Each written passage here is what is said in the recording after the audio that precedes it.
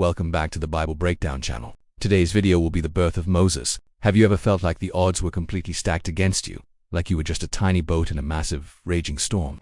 Well, today we're diving into a story about a baby who faced exactly that, and whose incredible survival story would change the course of history forever.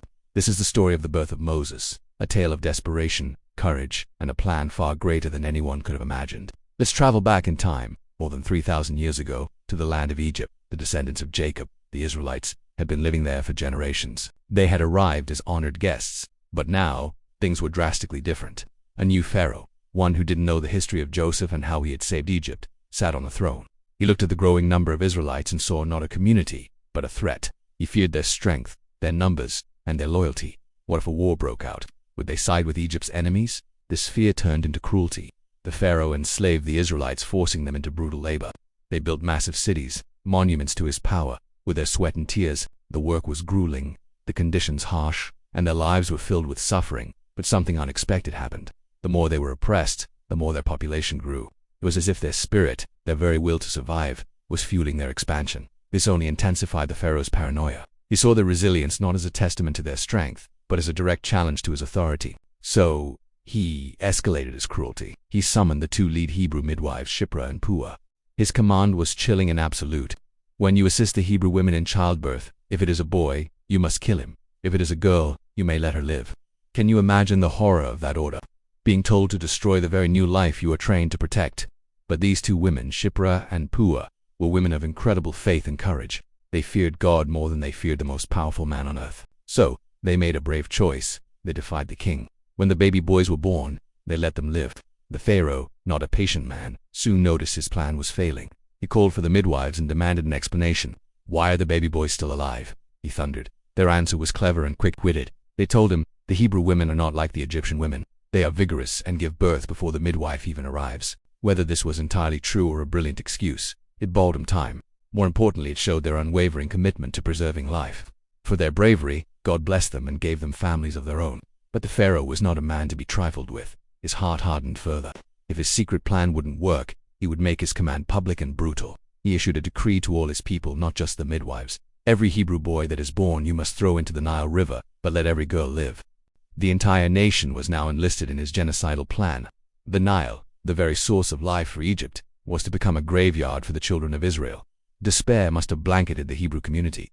How could they have hope in such a dark time? Where was the God of their fathers, Abraham, Isaac, and Jacob? It was into this world of fear and death that our story's hero was born. A man from the tribe of Levi married a Levite woman, and she conceived and gave birth to a son. When she looked at her newborn baby, she saw that he was a fine, healthy child. Her mother's heart refused to accept the pharaoh's decree. This was her son, a precious gift, and she would not let him be thrown into the river. For 3 months she managed to hide him. Imagine the constant fear, the anxiety with every cry, every sound.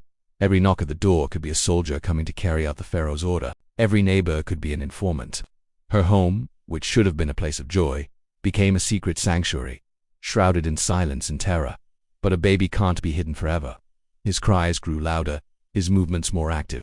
The mother Jochebed knew she was running out of time. She couldn't hide him any longer, but she wasn't giving up. Her faith sparked a desperate, ingenious plan. She wasn't just going to abandon her son to the river.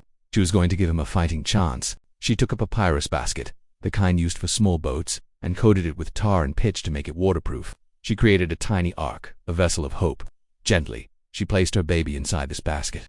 With a heavy heart, she took the basket down to the bank of the Nile River and placed it among the reeds. This wasn't a random act. The reeds would offer some camouflage, hiding the basket from a casual glance and preventing it from being swept away into the main current. It was a calculated risk, a prayer set afloat on the water. And she wasn't alone in this vigil. She had instructed her daughter Miriam, the baby's older sister, to stand at a distance and watch, to see what would happen. Miriam, a young girl herself, now bore the weight of her brother's fate on her shoulders, her eyes fixed on the little ark floating among the tall grasses. Now, the story takes a turn that could only have been orchestrated by a divine hand, who should come down to the Nile to bathe at that very spot. None other than Pharaoh's own daughter. As she and her attendants walked along the riverbank, she noticed something unusual among the reeds. A basket. Curiosity piqued. She sent one of her attendants to retrieve it. When she opened the basket, she saw the baby. He was crying, and her heart was moved with compassion. In that moment, she didn't see the son of an enemy or the subject of her father's cruel law. She saw a helpless infant. "This is one of the Hebrew babies," she said. understanding the situation immediately. This was Miriam's moment. Seeing the princess's compassion, the brave young girl stepped out from her hiding place. She approached the most powerful woman in the land, besides the queen, and asked a daring question. "Shall I go and get one of the Hebrew women to nurse the baby for you?" The plan was falling into place. The princess, needing a wet nurse for the baby, agreed. "Yes, go," she said. And who did Miriam run to get? Her own mother, of course, Jochebed. Imagine that reunion. The mother who had sent her son away in a desperate act of faith was now being brought back to him, not in secret, but under the protection of the royal house. The princess said to her, "Take this baby and nurse him for me, and I will pay you your wages." It's an incredible twist of irony. Not only was Jochebed able to raise her own son, but she was being paid by the pharaoh's family to do it. The very regime that wanted to destroy her child was now funding his survival. She was able to openly love and care for her son, instilling in him the stories, faith, and identity of his people. The boy grew, and when he was old enough, his mother took him back to Pharaoh's daughter, and he became her son. She named him Moses, which in Hebrew sounds like the word for to draw out. She said, "Because I drew him out of the water." The name itself was a permanent reminder of his miraculous rescue.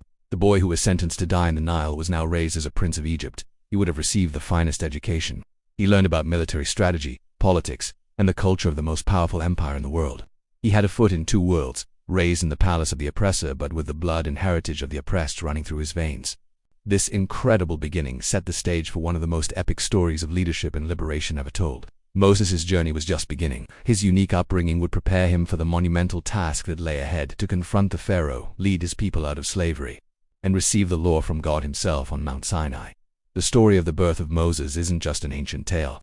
It's a powerful testament to the courage of ordinary people: midwives, a mother, a sister who chose to do the right thing in the face of overwhelming evil. It's a story about how faith, even when it looks like a tiny basket in a giant river, can lead to miraculous outcomes. And it shows us that even in the darkest of times, when all hope seems lost, a plan might be unfolding. A plan to bring about a deliverance that no one could have ever predicted. Thank you so much for joining me on this journey back in time. If this story moved you, don't forget to like this video and subscribe to the channel for more incredible stories that have shaped our world. Let me know in the comments what part of this story stood out to you the most. See you next time.